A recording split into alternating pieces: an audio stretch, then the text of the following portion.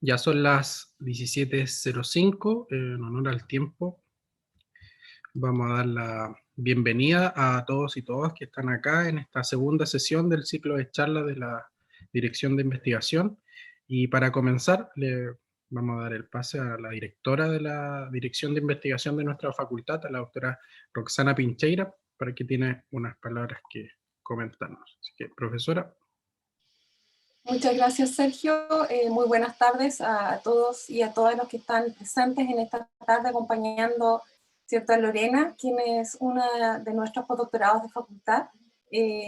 Aprovecho de agradecer especialmente a Lorena por, ¿cierto?, su disposición de estar con nosotros y ser parte del ciclo de charlas. Antes de presentar a Lorena, que va a ser tarea de Sergio, y cierto, empiece su charla, quiero compartir con ustedes una mini presentación, que estemos en el contexto de entender bien, digamos, qué son los postdocs y cuál es el rol que ellos cumplen en el contexto de lo que es la investigación. Así que ahora les comparto. Es cortita, así que no es que le vaya a tomar el tiempo a Lorena, ¿ya? Y parto diciendo que en el contexto de las políticas de investigación de nuestra universidad, que es algo que ustedes pueden encontrar en la página de la Vicerrectoría de Investigación, está basada principalmente en 3 objetivos que están asociados a fomentar la investigación y el desarrollo en áreas estratégicas, a ampliar espacios de cooperación con el sector productivo y servicios para innovación, y el tercero que está específicamente asociado a incrementar las capacidades internas de investigación y desarrollo. En el contexto del objetivo número 1, una de las estrategias que está considerada es en relación a la implementación de programas de postdoctorales en áreas consolidadas.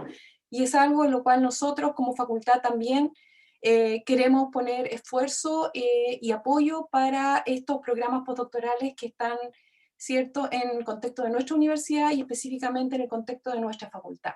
Ahora, ¿cómo se define la categoría postdoctoral? De acuerdo a información de nuestra página de la PIR, se define como un investigador, ¿cierto?, que ya es un graduado de un programa de doctorado, el cual va a participar de manera activa en actividades de investigación, innovación, creación artística, bajo un marco de un proyecto que va a estar definido. Y esta posición se sabe que es de un desempeño temporal. La finalidad de esta etapa, en principio, es estimular la productividad y la independencia del investigador, al mismo tiempo, ¿cierto?, apoyar a través de distintas herramientas en lo que va a ser su inserción en el mercado laboral después de esta etapa de postdoctorado. Actualmente la Vicerrectoría tiene un decreto que es el 2014-154 con respecto a la categoría de investigadores postdoctorales, donde se define, digamos, qué es un postdoctoral, cuáles son sus obligaciones, la duración, los beneficios, restricciones, entre otros aspectos.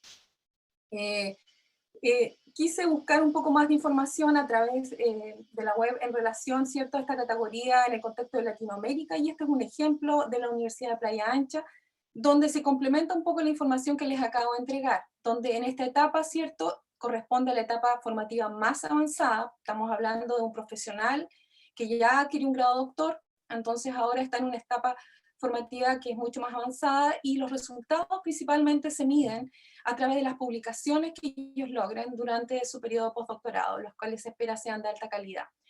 Y que es importante que se entienda que en el contexto del postdoctorado existen beneficios mutuos. Esto quiere decir que es cierto un beneficio para el postdoctorante, pero también quien lo recibe, quien es su patrocinante o el laboratorio. Asimismo, los beneficios son extensibles a las instituciones que van a estar involucradas. Por lo tanto, todo esto crea un ciclo, ¿cierto?, positivo que va a fomentar cooperación.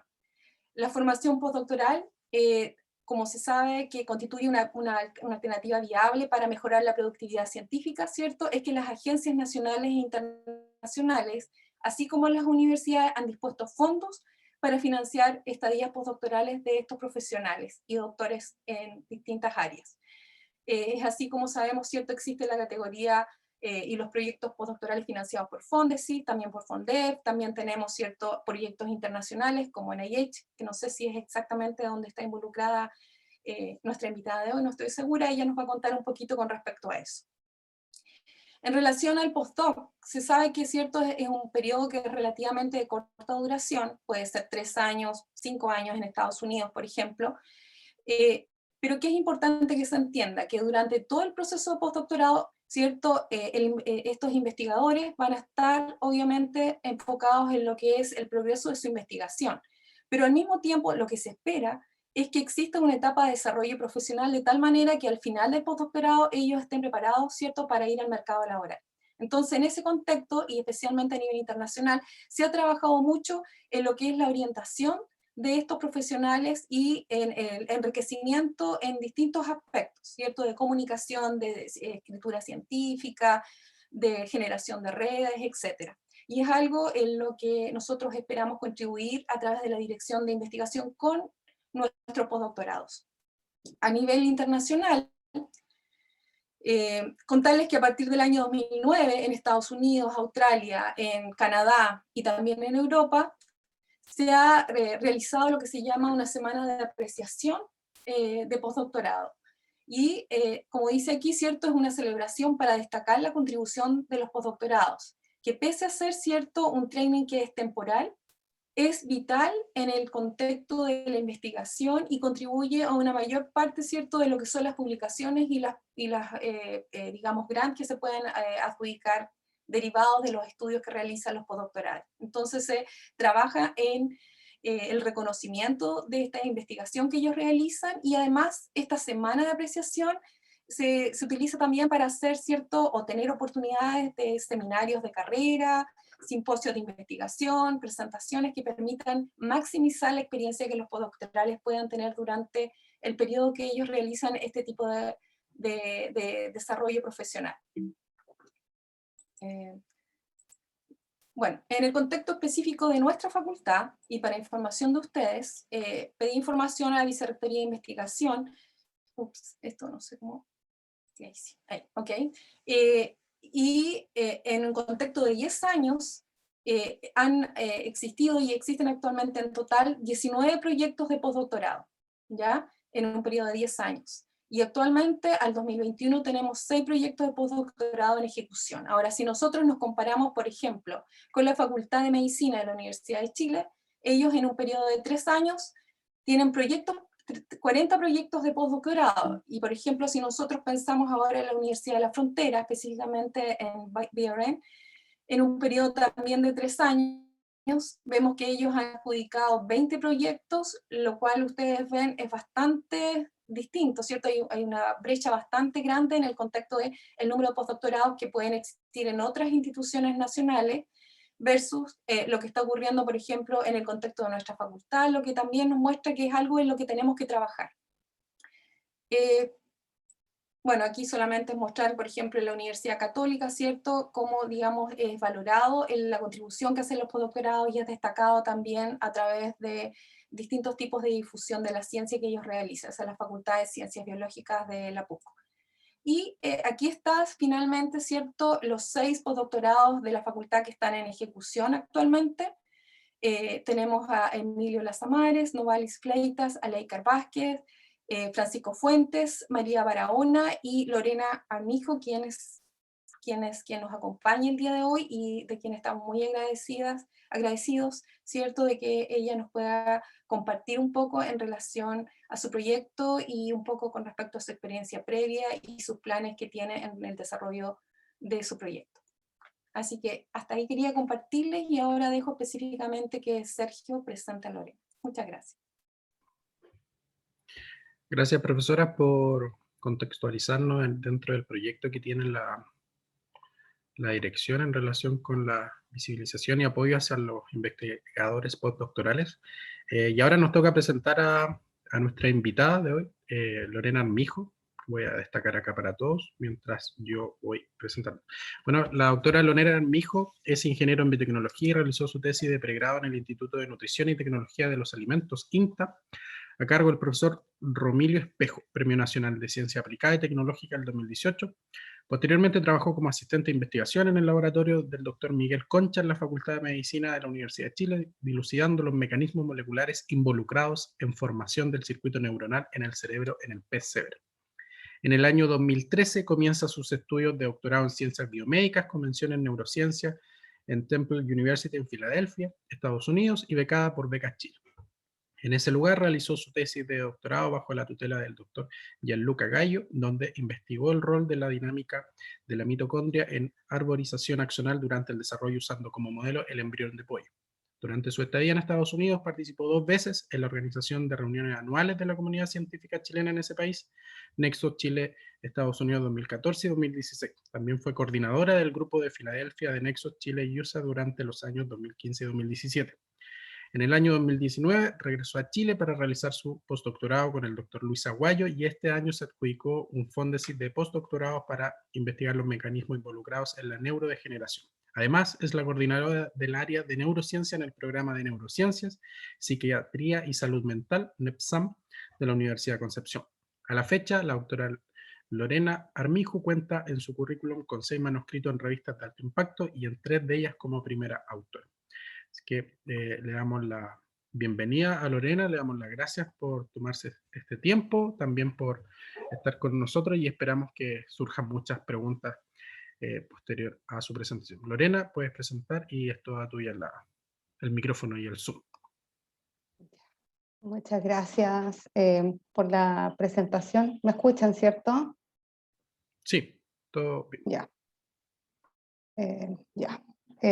Muchas gracias por la presentación y también muchas gracias por la invitación y darme la posibilidad de poder mostrarles mi línea de investigación y contarles cómo también llegué al proyecto que estoy desarrollando en este momento. Bueno, mi nombre es Lorena Armijo Feingar, soy investigadora postdoctoral y en este momento estoy haciendo mi postdoctorado en el Laboratorio de Neurofisiología que está a cargo del profesor Luis Aguayo. Y hoy día les voy a hablar un poco de la neurodegeneración y las emociones, principalmente el efecto de la enfermedad de Alzheimer en las conductas de motivación y adicción. Antes de hablarles de mi proyecto, les voy a hablar un poco también de mi trayectoria, bien resumido para ir rápidamente a lo que nos interesa acá. Yo realicé mi tesis de pregrado en un área completamente distinta, en el área de microbiología, pero después, cuando trabajé como asistente de investigación en el laboratorio del doctor Miguel Concha, estudiando el desarrollo del sistema nervioso en Pesebra, fue ahí cuando me enamoré de la neurociencia y decidí que este era el camino que quería seguir. Por lo tanto, me fui a Estados Unidos, a la ciudad de Filadelfia, a hacer mi doctorado en la Universidad de Temple. Aquí, a ver, un momento, voy a poner el point. Ahora sí. Esta es una foto de la vista de la ciudad de Filadelfia desde el Museo de Arte, una ciudad muy linda, y el Museo de Arte es muy importante muy conocido, y es conocido por la película Rocky, porque ahí están las escaleras, las famosas escaleras que sube Rocky. Hice mi tesis bajo la tutela del doctor Gianluca Gallo, que es el caballero que podemos ver acá, y básicamente lo que hice en este laboratorio se investigan los mecanismos que están involucrados en la arborización axonal, en neuronas sensoriales de embriones de pollo, esto por supuesto durante el desarrollo. Y en mi tesis se basó en la investigación del estudio del efecto de las neurotrofinas en la mitocondria, en la fisión de la mitocondria, y cómo esto es importante, también es requerido para la arborización axonal. Durante mi tesis tuve la posibilidad de publicar 2 publicaciones y un manuscrito que me sirvieron, por supuesto, para mi postulación al proyecto Fondesit. Y también mientras estaba haciendo mi tesis, debido a que las mitocondrias son afectadas durante el envejecimiento y durante la neurodegeneración, me tocó leer mucho sobre neurodegeneración y fue ahí cuando decidí que para mi postdoctorado hasta ahí, hasta ese momento había estudiado mecanismos involucrados en el desarrollo de las neuronas, ahora quería estudiar los mecanismos que estaban más asociados a neurodegeneración durante el envejecimiento. Y además de eso, además de entender los procesos celulares que estaban pasando en las neuronas y las conexiones neuronales, también me interesó poder estudiar cómo estas alteraciones también afectan nuestra comunicación con el mundo exterior y por ende nuestro comportamiento. Por lo tanto, yo me tuve que cambiar drásticamente de modelo animal y me fui al ratón. Me vine a trabajar con el doctor Luis Aguayo a hacer mi postdoctorado. Estuve trabajando con él, obteniendo resultados preliminares que me ayudaron a poder formular mi proyecto, que actualmente fue adjudicado con financiamiento. Y aquí les muestro el título de mi proyecto, que básicamente consiste en lo que se quiere hacer en este proyecto es caracterizar las funciones, las alteraciones moleculares, celulares y conductuales o los efectos de la enfermedad de Alzheimer en el receptor de lisina y también en el núcleo accumbens. Entonces, para poder contarles sobre mi proyecto, voy a partir primero hablando de la enfermedad de Alzheimer y por qué es importante estudiarla. Esta es la enfermedad neurodegenerativa más común que está asociada al envejecimiento. De hecho, la prevalencia es aproximadamente un 10% en adultos mayores de 65 años y esta va aumentando con la edad, y a los 85 años esta prevalencia, sobre los 85 años esta prevalencia es mayor a un 30%. Es importante destacar también que en los últimos años, debido a los avances de la medicina, la expectativa de vida ha aumentado. Por lo tanto, esto ha hecho que la presencia, la prevalencia de estas enfermedades neurodegenerativas también hayan aumentado. Lo que hace aún más importante poder entender el origen de estas enfermedades para de alguna forma poder prevenir o también frenar el avance, la progresión de estas enfermedades y poder mejorar la calidad de vida en el adulto mayor. A un camino que nosotros también nos vamos acercando. Un componente importante que se sabe que es clave para el desarrollo de esta enfermedad es la formación de este péptido beta-amiloide o A-beta, que es neurotóxico y que se forma desde el clivaje de la proteína precursora amiloide, APP, y características bien conocidas de esta enfermedad, entre otras también, pero estas son algunas, están la pérdida de función sináptica, la acumulación de A-beta. Estos dos son síntomas asociados a etapas más tempranas de la enfermedad. También la presencia de filamentos de tau e hiperfosforilado que se observan en estadios más tardíos de la enfermedad, y finalmente la pérdida de memoria y el déficit cognitivo, que esto se observa en etapas ya mucho más tardías de la enfermedad. Aquí les muestro un gráfico bastante simplificado donde se ve la progresión de la enfermedad de Alzheimer en relación a la edad y las funciones cognitivas. En verde está representado el envejecimiento normal, donde se sabe que con el envejecimiento se ve afectado, hay un pequeño déficit cognitivo, pero es muy leve, que no impide la función normal de las personas y uno puede desarrollar su vida prácticamente normalmente. Pero en el caso de Alzheimer se caracteriza por una etapa asintomática previa, que puede ser bastante larga, y en esta etapa ya están sucediendo algunos procesos como por ejemplo la acumulación de estos A-beta, la pérdida de la función sináptica. Posteriormente se observa una etapa de deterioro cognitivo leve o MCI, que viene de Mild Cognitive Impairment, donde ya hay una una pérdida, un deterioro cognitivo, pero es muy leve, todavía estas personas pueden ejecutar la mayoría de las funciones bastante normal, y posteriormente viene la etapa cuando ya está la enfermedad en desarrollo, cuando se empieza a observar un deterioro cognitivo mucho más fuerte, mayor pérdida de memoria y hasta pérdida de lenguaje. Es importante también que quiero contarles y destacar que se sabe que, que esta enfermedad se puede clasificar también en el tipo de origen que puede ser origen esporádico o genético.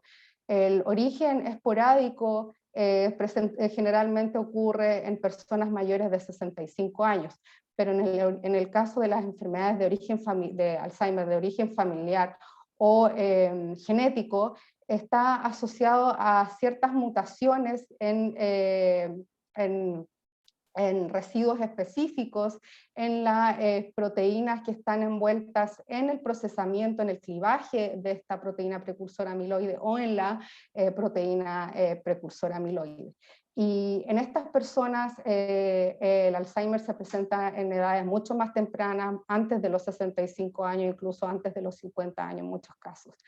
Pero la minoría de los casos corresponde a Alzheimer de origen familiar, solamente entre un 5 y un 10%, pero ¿por qué es importante el conocimiento de estas mutaciones? Porque estos han servido para poder desarrollar modelos animales que expresen estas proteínas mutadas y que nos puedan servir como modelos para estudiar el efecto de estos péptidos, de estos A-beta, en el efecto tóxico en las neuronas y cómo esto afecta en el desarrollo de la enfermedad de Alzheimer.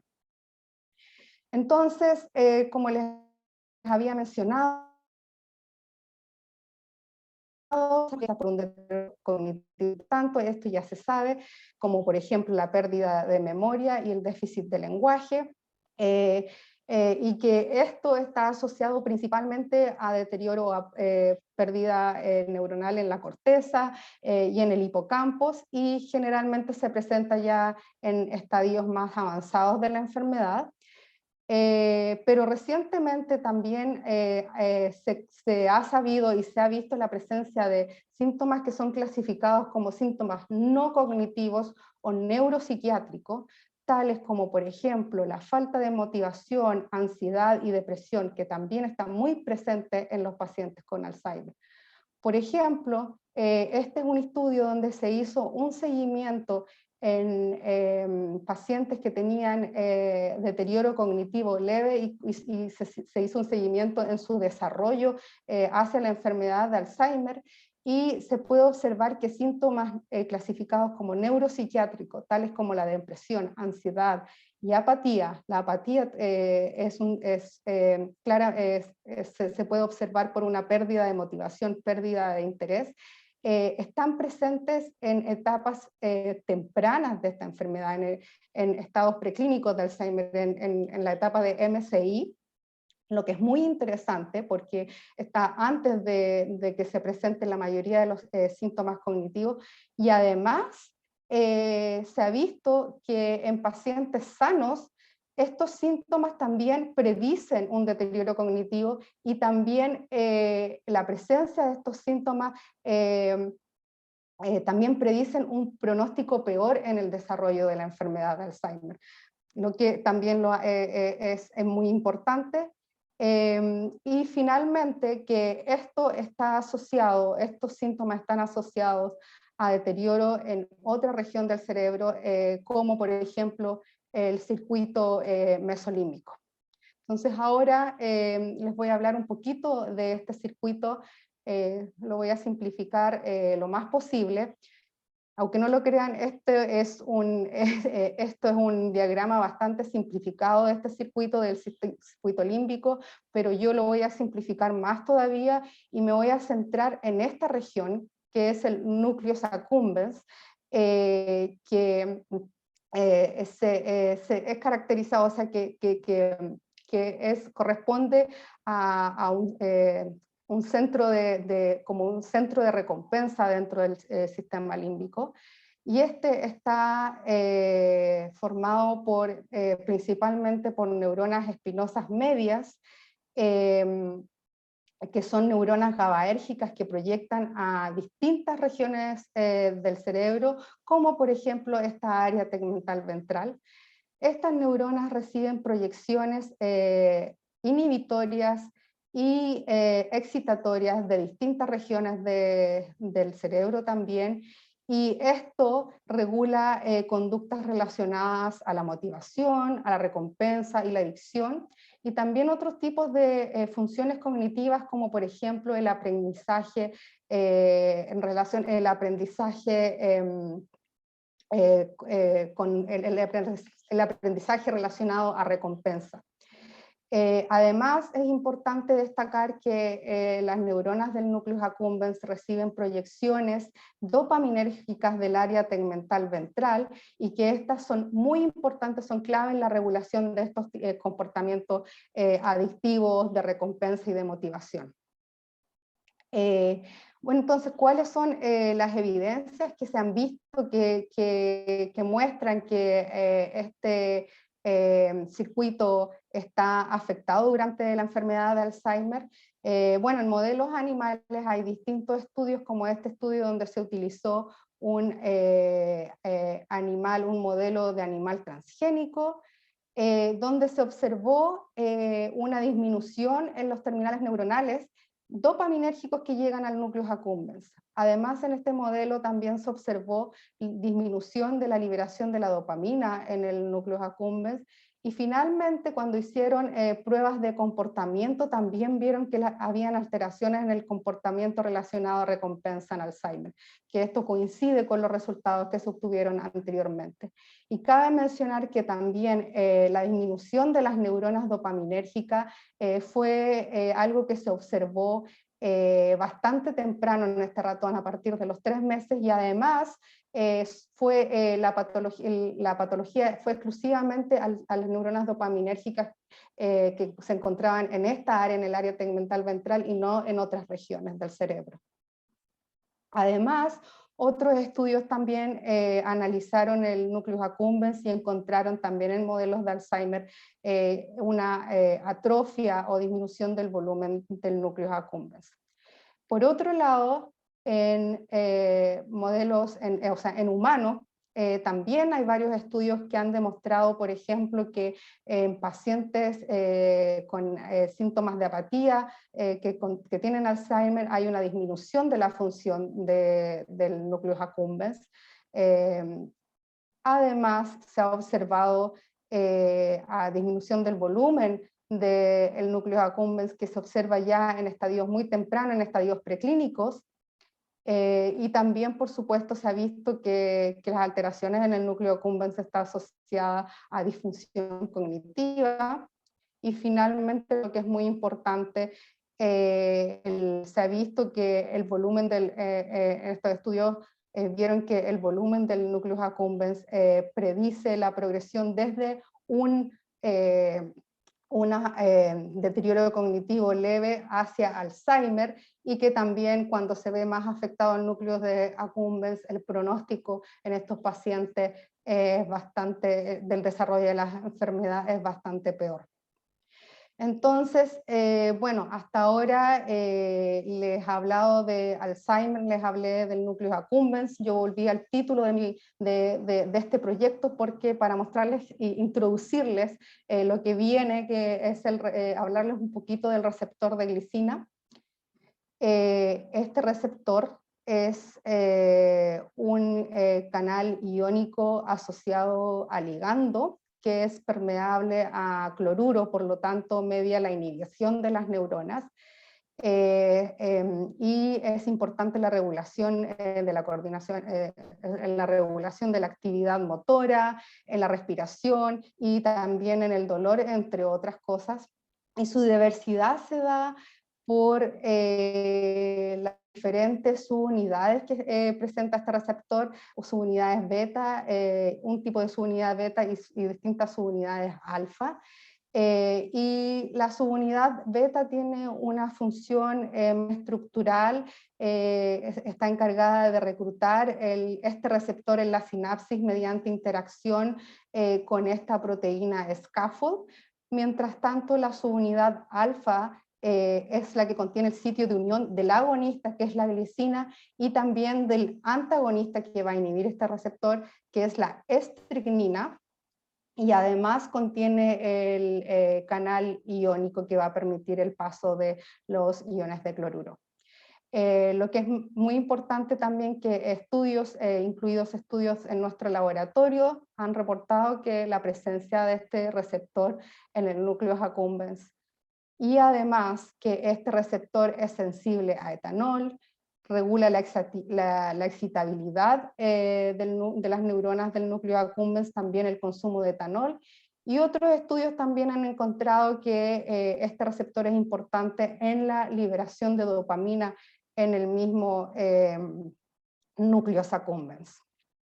Por lo tanto,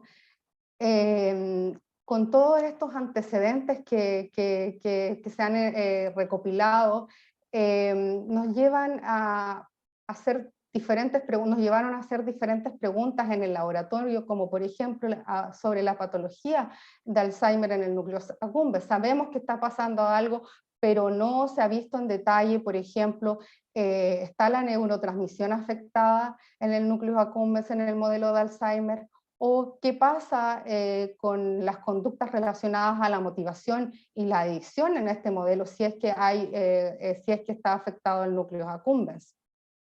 Por lo tanto, para poder resolver estas preguntas, nosotros utilizamos un ratón modelo de Alzheimer que expresa dos proteínas que están reconocidas, que están relacionadas a Alzheimer familiar, que están mutadas y que van a producir, que se sabe que producen la enfermedad de Alzheimer en estos ratones.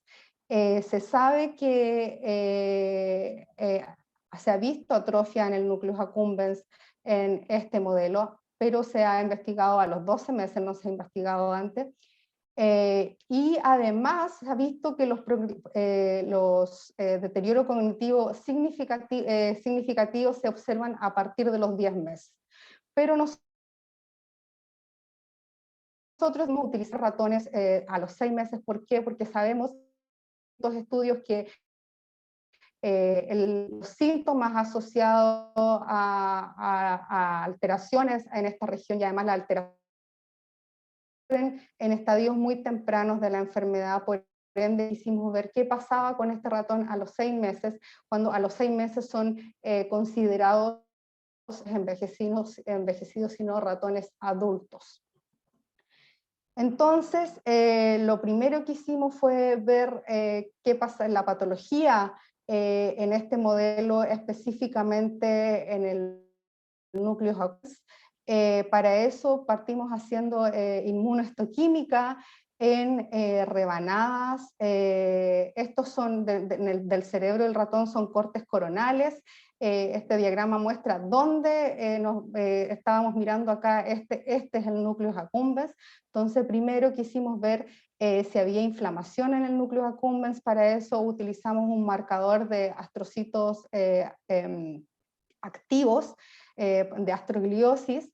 En rojo se puede ver un marcador de neuronas, una proteína que se une, que se une al citoesqueleto.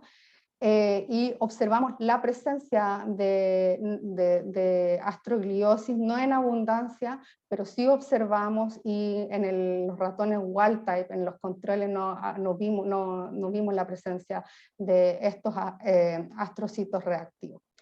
Además, por supuesto, ya que este es un ratón que tiene mutaciones que están asociadas al procesamiento, a la formación de estos beta amiloides tóxicos, usamos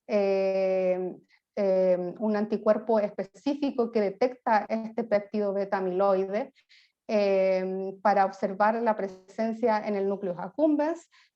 Como ustedes pueden ver aquí en verde, está marcado a beta, en rojo está marcado con este marcador neuronal, y en azul se puede ver los núcleos, y aquí se ve claramente que hay un aumento de la presencia de beta amiloide, y que se encuentra además localizado intracelularmente en las neuronas, y en el wild type prácticamente no se ve fluorescencia, y cuando cuantificamos por densitometría la fluorescencia en los somas de las neuronas, por supuesto vimos un aumento en la presencia de estos beta-amiloides, indicando la presencia ya a los 6 meses de patología en estos ratones doble transgénicos. Posteriormente quisimos investigar qué pasaba con la expresión del receptor de glicina, porque sabemos que, que se expresa, que está presente en el núcleo accumbens, y que es importante. ¿Y qué es lo entonces para esto lo que hicimos fue inmunohistoquímica también, usando un anticuerpo que detecta la subunidad alfa, todas las subunidades alfa del receptor de glicina. Y aquí se puede ver también, en verde se puede ver la presencia del receptor de glicina en las neuronas, en rojo de nuevo está marcado con esta proteína MAP2, y en azul se pueden ver los núcleos. Y aquí también pueden ver que se ve una disminución bastante notoria de la expresión de la proteína del receptor de glicina en este correspondería al animal doble transgénico. Y cuando hicimos lo mismo, hicimos una cuantificación de la fluorescencia, y también vimos una disminución significativa en la fluorescencia en los somas de estas neuronas, y además de eso también cuantificamos los niveles de la proteína por Western blot, específicamente en el núcleo accumbens, y también vimos una disminución, lo que indicaría que la expresión de por lo menos de la subunidad alfa de este receptor está disminuida en este modelo de Alzheimer, y eso ya es a partir de los 6 meses. Entonces, después de haber visto esto, y porque sabemos que el receptor de glicina es sensible a etanol y regula la adicción a etanol, quisimos ver qué pasaba con estos ratones con el consumo de etanol. Para eso hicimos una prueba que se hace frecuentemente en el laboratorio, que se llama Drinking in the Dark, que consiste en darle de beber al ratón etanol al 15%, se le da en botella una solución al 15% por 2 horas por los 3 primeros días, y se determina la cantidad de etanol que se ha consumido mediante pesando las botellas antes y después de estas 2 horas, luego se intercambia por agua, y esto se hace también en el ciclo de oscuridad porque los ratones son más activos en este periodo. Finalmente el día 4 también se les da solución de etanol, pero por un tiempo mayor, por 4 horas, y además se mide la concentración de etanol en la sangre. Se les saca sangre a los ratones y se mide la concentración de etanol. Entonces aquí se pueden ver los resultados que se obtuvieron, y como ustedes pueden ver, aquí este es el ratón wild type, el ratón control, donde, como ya se ha observado previamente, bueno, consume etanol, aumenta un poco el consumo el segundo día, pero el cuarto día ya aumenta significativamente porque estuvo mucho más horas expuesto al etanol. Y además, esto se puede observar también en la concentración de etanol en la sangre, y que sobrepasa los niveles que son, esta concentración de etanol en la sangre, sobre estos son niveles ya en que el ratón se encuentra borracho, pero cuando lo comparamos con el animal doble transgénico o el modelo de Alzheimer, se ve que este ratón consume ligeramente menos los primeros días, pero ya en el cuarto día se ve una disminución en el consumo que es significativa cuando se compara con el wild type, y esto también se puede ver en la concentración de etanol en la sangre, se confirma, donde solo de emborrachamiento, todos los llegaron a niveles mucho más bajos. Bueno, se me había olvidado decir que los resultados, los dos resultados anteriores que les había mostrado fueron publicados fueron parte de un resultados, por supuesto, son más preliminares, son más recientes, no han sido publicados todavía. Y a continuación, lo que quisimos hacer es ver qué pasa con el azúcar, ya que se sabe que también el azúcar es un componente que causa, o sea, recompensante. Si había, o si esto era solamente específico para etanol. Cuando hicimos la prueba de azúcar, observamos lo mismo, observamos una disminución significativa en el consumo de azúcar en estos ratones modelos de Alzheimer. Lo que está indicando que en este modelo, al parecer, sugiere que en este modelo las alteraciones lo que está pasando en el núcleo accumbens también está afectando conductas relacionadas a la recompensa en este modelo. Entonces, ahora les voy a hacer un pequeño resumen de estos últimos, lo que hemos encontrado en el laboratorio. Primero yo les mostré, como les mostré, encontramos que la presencia de A-beta en el núcleo accumbens. También se vio una disminución en la expresión de la subunidad alfa en el receptor de glicina. Esto no se lo mostré, pero también está en la publicación. También se vio un aumento de la excitabilidad en las neuronas del núcleo accumbens que coincide con la disminución de la expresión del receptor de glicina. Además, en estos últimos resultados también demuestran que hay una disminución en el consumo de etanol y azúcar. Y de nuevo repetirles que esto está hecho en un modelo de ratón transgénico de 6 meses y que, como les había contado, el deterioro cognitivo o los problemas cognitivos en este mismo modelo se ha observado en edades mucho más tarde, sobre los 10 meses, por lo tanto es muy interesante que esto lo estamos viendo previamente a esta etapa. Y lo otro que también se me olvidó mencionar es que para el consumo de etanol y azúcar también hicimos como control, medimos el consumo de agua de estos ratones y no vimos ninguna diferencia entre el control y el doble transgénico. Entonces, con todo, después de tener todas estas evidencias obtenidas en el laboratorio, también lo que les conté anteriormente, se formuló la siguiente hipótesis, que está en inglés, pero se las voy a decir en español, donde la hipótesis dice que la función y la actividad del receptor de glicina están reducidas en el núcleo accumbens en este modelo de Alzheimer en ratón, y esto lleva a una excitabilidad anormal de las neuronas y también a cambios o alteraciones en comportamientos que están relacionados a la recompensa. Entonces, ¿qué es lo que se planea, qué es lo que planeamos hacer para el desarrollo de este proyecto? En la primera parte lo que se quiere es caracterizar las alteraciones moleculares y celulares en el receptor de glicina, en el núcleo accumbens específicamente. Ya hay algo avanzado, sabemos que la subunidad alfa está disminuida, pero no sabemos qué pasa entre cada subunidad alfa, o también qué pasa con la subunidad beta, lo que sería importante saber también. Además, sabemos que hay un aumento en la excitabilidad de estas neuronas y que etanol modula este receptor y modula el receptor de glicina. Entonces, ¿qué va a pasar ahora? Si es que está disminuido este receptor, ¿qué va a pasar ahora en presencia de etanol? Vamos a determinar la excitabilidad de las neuronas por electrofisiología y también mediante inmunohistoquímica, detectando la presencia de la proteína CIFOS. CIFOS es una proteína que se expresa,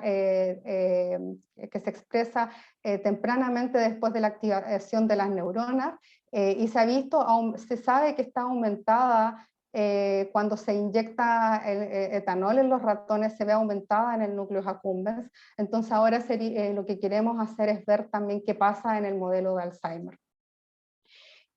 A continuación también, que es parte del segundo objetivo, lo que se quiere hacer, y en realidad ahora les voy a contar un poco más porque es lo que se está haciendo, también ya estamos avanzando en eso, es medir la dinámica de calcio y de dopamina mediante el uso de sensores genéticamente codificados. Por ejemplo, para medir la dinámica del calcio, vamos a usar muchos, seguramente ya han escuchado este sensor de calcio que se llama GCAM, que básicamente contiene una región específica de la cadena liviana de la miosina, que está fusionada a una proteína GFP y a una proteína de unión a calcio, la calmodulina. Entonces, en presencia de calcio, esta se une cambia su emisión y emite una fluorescencia verde. Por otro lado, también queremos usar un sensor de dopamina o D-Light, que también se ha utilizado anteriormente, que corresponde al receptor modificado, al receptor tipo D1 de dopamina modificado, que también está fusionado a una proteína de GFP que va a emitir fluorescencia en presencia de dopamina. ¿Y cómo vamos a hacer esto? Lo primero que se hace, o lo que estamos haciendo primero, es expresar estas proteínas mediante inyección estereotáxica, específicamente en el núcleo accumbens en ratones. Aquí hay un ejemplo que se muestra la expresión de GCAM. Aquí se puede ver GCAM específicamente en el núcleo accumbens. Después aquí dice 3 a 12 semanas, pero en realidad en este momento lo estamos ya esperando con 1 semana y media, ya estamos haciendo los experimentos, es más bien entre 1 semana y media y 3 semanas. Después de esto se obtienen rebanadas, aquí como esta, aquí hay un ejemplo de una rebanada, que contienen el núcleo accumbens, y se van a observar los cambios en la fluorescencia o los cambios de dopamina o de calcio usando un microscopio de fluorescencia y un fotomultiplicador que nos va a poder dar la información de los cambios de fluorescencia y que se van a poder ver en un computador. Ahora les voy a detallar un poquito más, mostrándole un ejemplo de los resultados que ya hemos obtenido. Estos son resultados de nosotros, que se han obtenido en el laboratorio. Básicamente lo que se hace primero es hacer una fotoestimulación con una longitud de onda de aproximadamente 488, entonces vemos un aumento, aquí se puede ver un aumento de la fluorescencia basal, y después de eso se hace una estimulación depolarizante que va a generar potencial de acción, por ende va a aumentar los niveles intracelulares de calcio, como se observa acá, y después van a regresar a una fluorescencia basal, y después cuando se termina con la estimulación con luz vuelve a cero. Entonces nosotros lo que estamos cuantificando es la amplitud de estos aumentos de fluorescencia en forma de spike. ¿Qué es lo que hicimos también para poder comparar con otra situación? Ya que sabemos que el receptor de glicina regula la excitabilidad de las neuronas, también quisimos ver qué es lo que pasaba si tratábamos con estricnina, que es este antagonista del receptor de glicina. Y encontramos estos resultados que son bastante claros, que muestran un aumento en estos spikes de calcio después de la estimulación, siempre, o por supuesto son las mismas condiciones de estimulación aquí y aquí, y posteriormente cuando hacemos un lavado para sacar la estricnina, se vuelve a un a una condición basal o previa a estricnina, como se observó acá también. Y nosotros cuantificamos esto, cuantificamos la amplitud de estos spikes, y los comparamos con control. Este se correspondería al control, previamente al tratamiento con estricnina, y como ustedes pueden ver acá, después de 4 minutos de tratamiento con estricnina ya se ve un efecto bastante significativo, importante, y este va aumentando, y bueno, después de 20 minutos se hace un lavado y posteriormente, después de un rato, ya vuelve a un estado basal comparable con estadios previos. Este dato, por supuesto, ha sido bastante interesante. Entonces, ¿qué es lo que se cree que está pasando acá? Ya que sabemos que aquí por eso les muestro este esquema de nuevo de las neuronas GABAérgicas del núcleo accumbens, que reciben input inhibitorios y excitatorios de distintas regiones, y en situaciones normales, por supuesto, después de una estimulación de polarizante se produce el potencial de acción, y eso hace que haya un aumento de calcio intracelular, que fue lo que hemos estado observando. Pero cuando inhibimos el receptor de glicina, se produce una desinhibición de esta neurona, por lo tanto va a haber una mayor excitabilidad, y eso va a provocaría que haya un aumento de calcio intracelular. Y qué es lo que estamos observando, lo que nos estarían indicando estos resultados. Por supuesto, ahora nos falta ver, lo que queremos ver es qué pasa. Bueno, también después hemos visto con etanol, pero son muy pocos resultados, por eso no los muestro. Hemos visto una disminución de estos spikes con etanol, y también queremos saber qué es lo que pasa en el modelo de Alzheimer, donde al parecer está disminuido este receptor. Y finalmente, la última etapa o el último objetivo de este proyecto está relacionado a determinadas relacionadas a la recompensa en el modelo de Alzheimer. Ya les conté que hicimos previamente un experimento de LinkedIn, y que se vio una disminución en el consumo de etanol. Ahora entonces, para poder determinar si el rol del receptor de glicina en esto, lo que vamos a hacer experimentos de ganancia de función del receptor de glicina mediante también inyección estereotáxica, y posteriormente vamos a volver a realizar las pruebas de drinking in the dark para medir el consumo de etanol. Además de eso, se van a realizar otras pruebas, como por ejemplo el Conditioned Place Preference con etanol, o CPP, que es una prueba que se ha hecho bastante en el laboratorio y que se utiliza para poder medir los efectos de sustancias adictivas o sustancias recompensantes.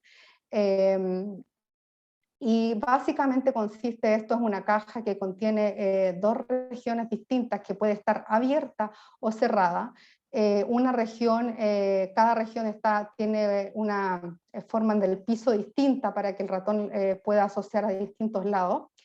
Y lo que se hace es inyectar, en este caso se le inyecta al ratón intraperitonealmente etanol, que estaría asociado a la sustancia recompensante, y se deja el ratón por 10 minutos, en este lado de la caja. En este momento está cerrada la caja, el ratón permanece solamente a este lado. Posteriormente, el día siguiente, lo que se hace lo mismo, pero se inyecta una solución de salino que no es etanol, y se deja en el otro lado de la caja. Y así se va alternando por varios días hasta que se mide, hasta que se deja abierta, se deja por media hora sin haberle inyectado etanol, y se abre esta caja y se mide el tiempo que permanece el ratón en distintos lados. Lo que se espera es que el ratón permanezca una mayor cantidad de tiempo en el lado que está asociado hacia el estímulo recompensante, que en este caso sería el etanol. Estas pruebas se han hecho también, las hicieron antes, pero con chocolate, en modelo Alzheimer. Entonces, bueno, en este caso, si es que vemos una diferencia entre el modelo de Alzheimer y el ratón Wild-type, también sería interesante ver qué pasa si hacemos ganancia de función.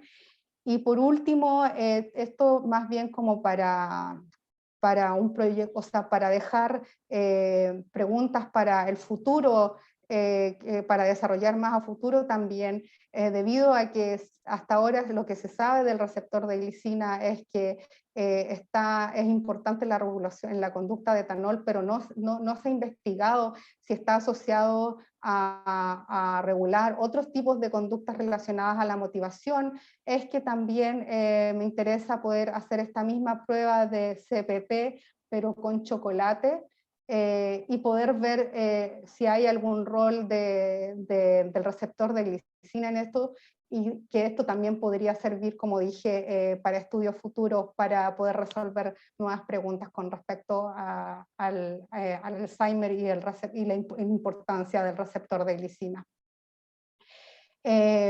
Bueno, esto es todo, creo, no sé si me alargué un poquito, voy a aprender. Y por supuesto, quería agradecer a la Dirección de Investigación por invitarme a hacer esta presentación, espero les haya gustado.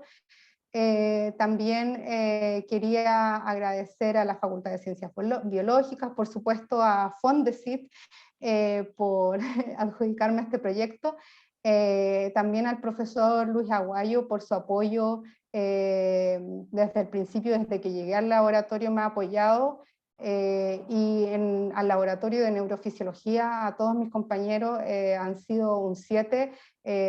Yo, bueno, como ustedes saben, yo antes trabajaba con otro modelo animal, llegué acá con un modelo totalmente distinto, todos me han apoyado, y nos apoyamos entre todos me han apoyado, y quiero recalcar también que Loreto San Martín, ella terminó su postdoctorado en el laboratorio, pero con ella empezamos a setear todos los experimentos relacionados a GCAM y también a D-Light, así que ella también está muy involucrada en estos experimentos. También, por supuesto, quiero agradecer a nuestra veterinaria Carolina Benítez, que ella también me ha apoyado con muchos experimentos, como por ejemplo la inyección estereotáxica, la perfusión, así que, y por supuesto con el cuidado de los animales, y claramente Jocelyn González, que también está a cargo del cuidado de los animales y en general del laboratorio, que mantiene el laboratorio funcionando siempre, y al Departamento de Fisiología, por supuesto, a todos las y los estudiantes del Departamento de Fisiología, y muchas gracias a los que me acompañaron en esta presentación hoy día. Eso sería.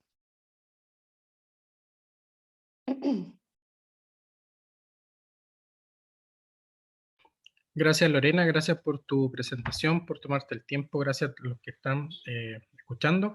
Tenemos tiempo para preguntas, para comentarios en relación a lo que nos ha mostrado Lorena.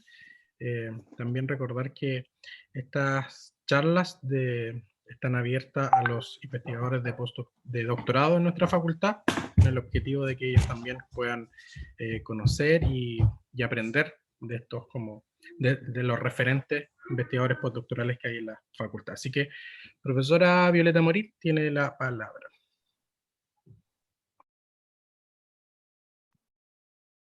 Tiene que encender su micrófono.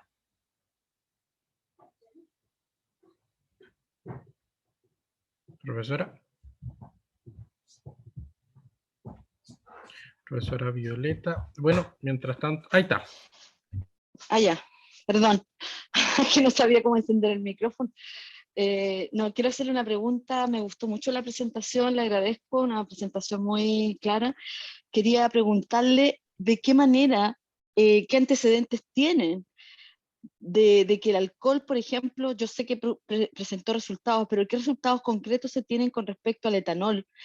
¿Cómo enfrenta el etanol la enfermedad de Alzheimer? Y la segunda es el chocolate. Me llamó la atención que quiera estudiar el chocolate y de qué manera eso, si hay antecedente de que de alguna manera pueda estar relacionado con la enfermedad de Alzheimer. Disculpe que son preguntas generales, pero no soy conocida del tema, por eso No, le por pregunto supuesto. estas cosas. No, por Gracias. supuesto.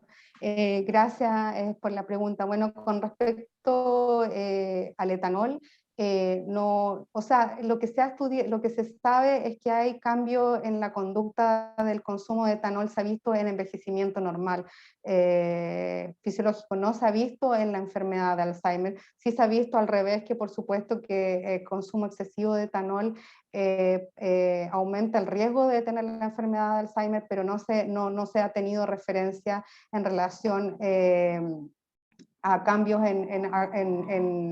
en conductas relacionadas al etanol. Lo que sí se tiene son referencias en cambios relacionados a la motivación y al procesamiento de recompensa.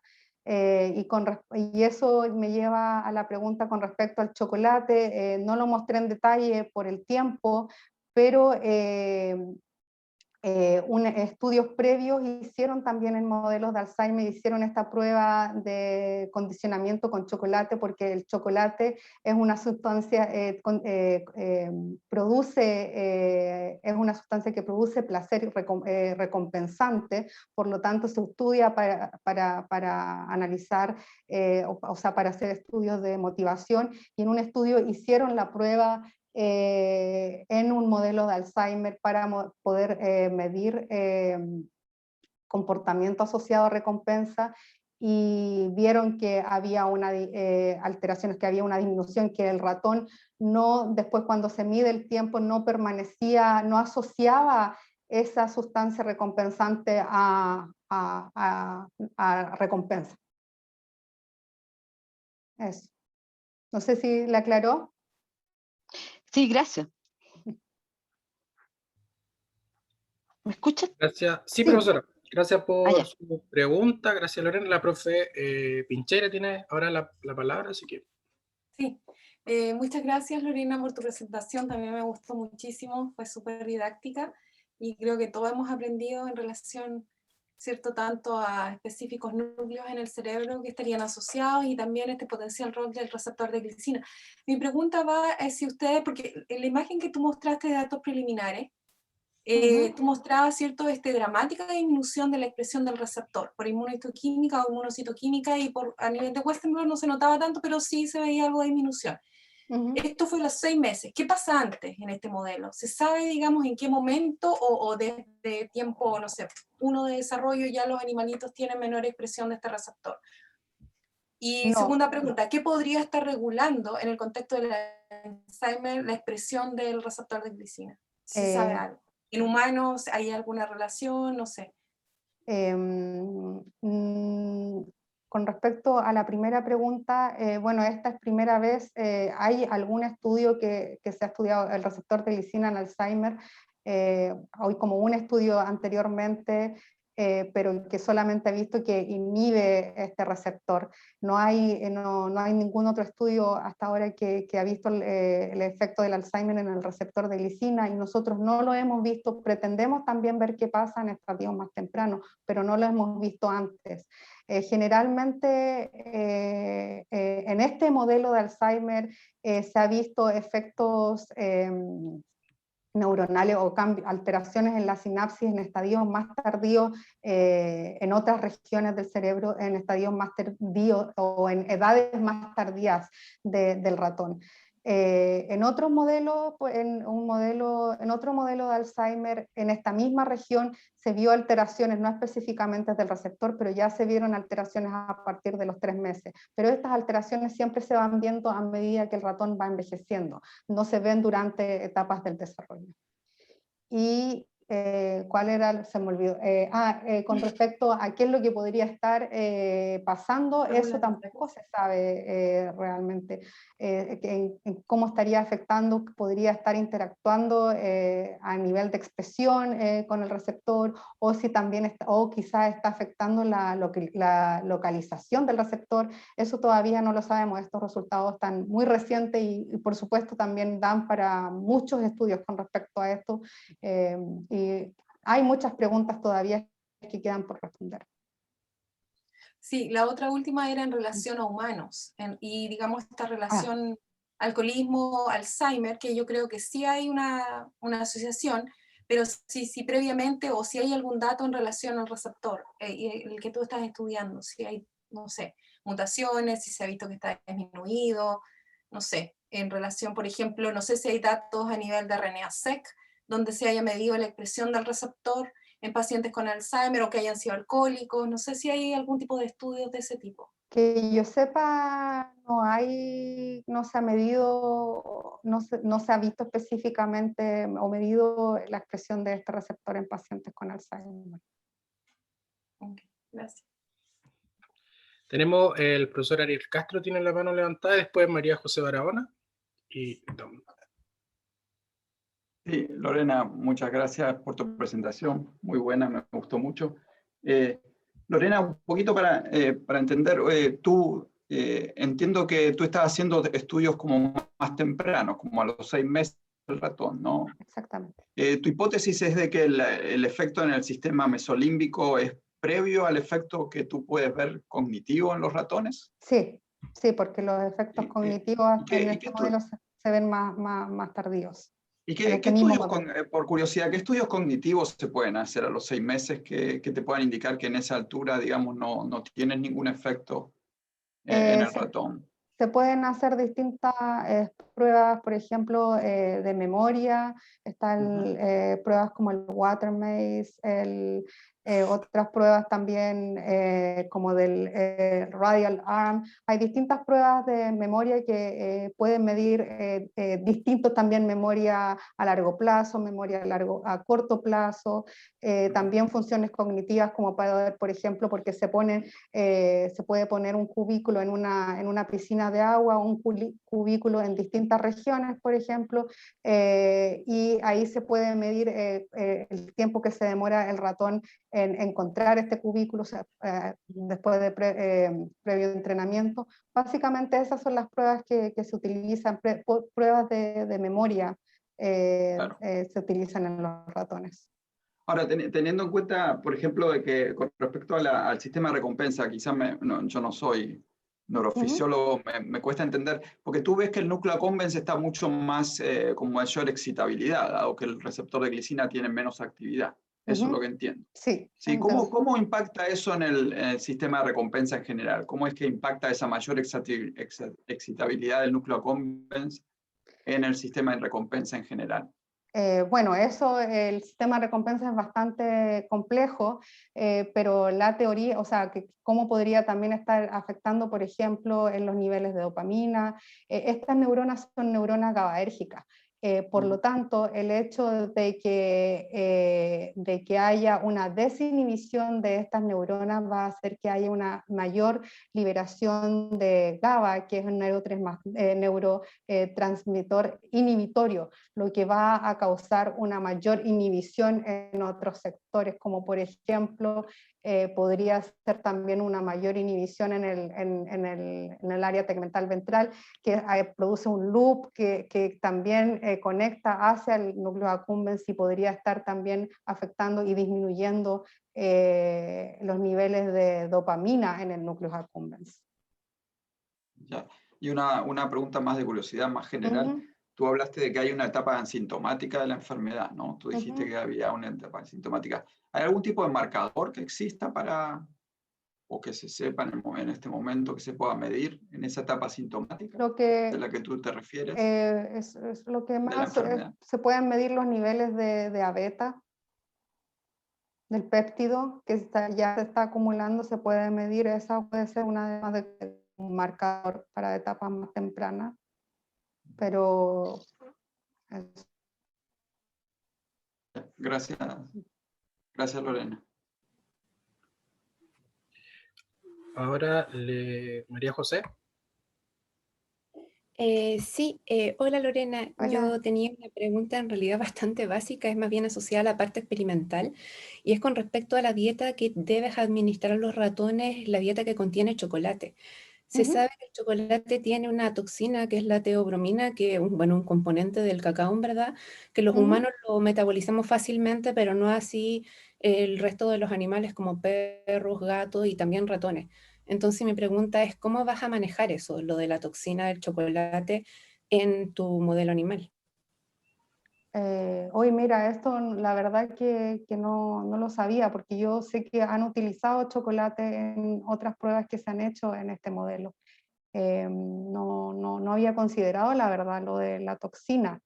Eh, lo que sí, claro, porque lo que se hace, se les da chocolate y también se les da, en el otro lado se pone pellet, comida normal, con las mismas características calóricas, pero esta parte no la había considerado.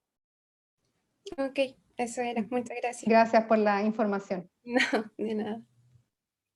Gracias, María José. Bueno, también recordar que una de las novedades de este ciclo de charlas junto a los investigadores postdoctorales es que vamos a generar un formulario para que estudiantes de doctorado de nuestra facultad puedan generarle preguntas o dejarle inquietudes para Lorena, y de esa forma generar una especie de meeting eh, especialmente con los estudiantes de doctorado para aprender más en detalle sobre tips de postulaciones o de investigación ya de una manera más interna, como una mentoría. Así que estén atentos los estudiantes de doctorado que están presentes hoy día, y también, bueno, se los vamos a enviar a través de los canales oficiales de posgrado de la facultad. Así que eso es dentro de las novedades de este ciclo.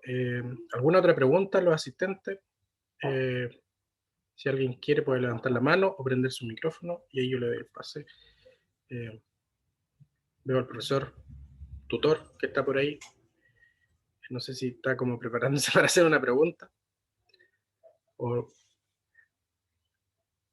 además de aprovechar de felicitar al profesor Luis Aguayo por la presentación de su libro que fue hoy en la Universidad de Concepción, de los orígenes del Departamento de Fisiología e Historia de la Fisiología en Concepción, Chile, 100 años. Así que, profesor, igual, felicitaciones por su libro.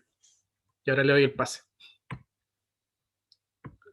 Sí, la única pregunta que yo creo que es relacionado con lo que puede surgir en relación a la demostración de que los efectos en el sistema mesolímbico sean tempranos en la enfermedad.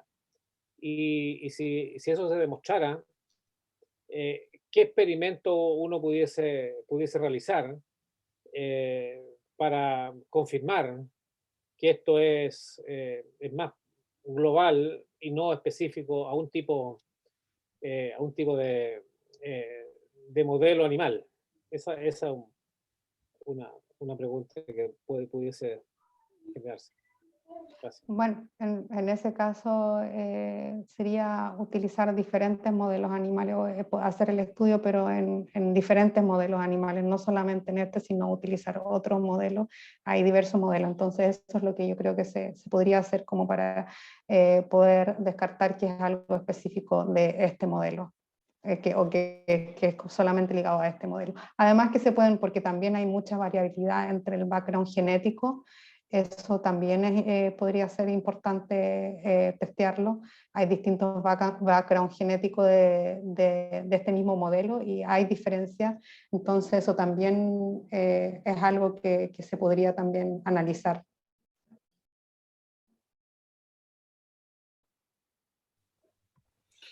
Gracias, Lorena. Tenemos espacio para una última pregunta y comentario.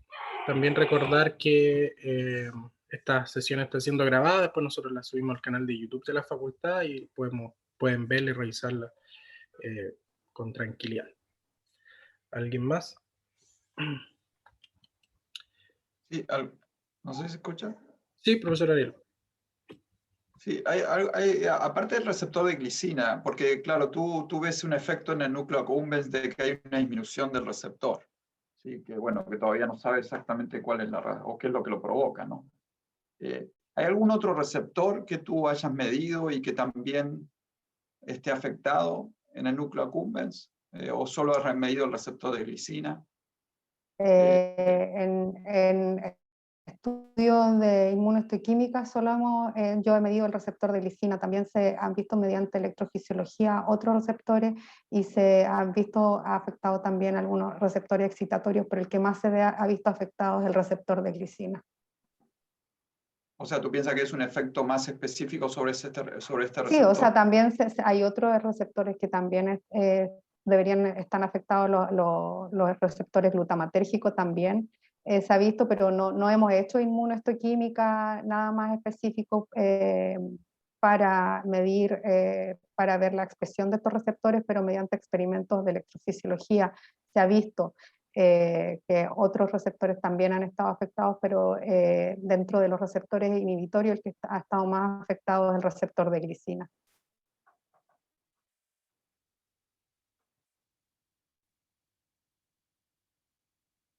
Gracias, Lorena. Súper. Bueno, ya estamos finalizando. Lorena, muchas gracias por tu presentación, gracias por compartirnos lo que ha sido tu experiencia y lo que va a ser tu investigación postdoctoral en la facultad. También invitarlo a los estudiantes de doctorado que van a estar atentos a esta reunión junto a ella de manera más personal, y también invitarlo a la tercera sesión de este ciclo de charlas de la dirección de investigación, que será el 3 de junio, a las 17 horas, junto al doctor Boris Parra del Departamento de Microbiología, quien se ganó una beca postdoctoral de la Unión Europea, en este caso, para ver cómo será su investigación en el extranjero. Así que le damos la gracia a todos y todas, y nos estamos viendo en una próxima oportunidad.